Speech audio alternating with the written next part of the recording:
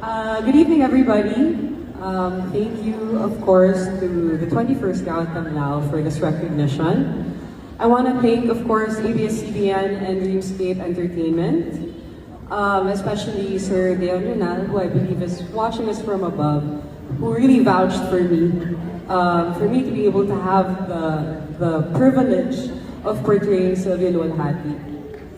I also want to thank, of course, the whole production team and creatives team of Linlang for creating such a beautiful character. And I had the pleasure of portraying her. So maraming salamat po.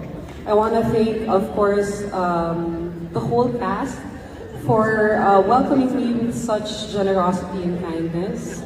And our amazing directors, Direk F.M. Reyes and Direk Jojo Sagin, for believing, trusting, and guiding me throughout the whole process.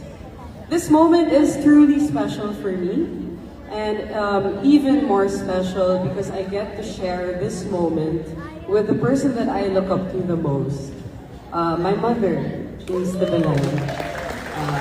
So yeah, maraming salamat po.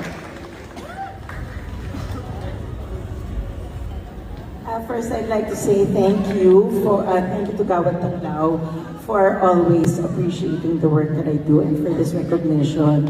And I'd like to thank them because they honored my daughter as well. And it's really a privilege for me to be sharing the stage with her.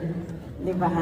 Actually, muntik na maging pareho yung speech namin. Mag-ina siguro talaga kami. Anyway, I'd like to thank ABS-CBN,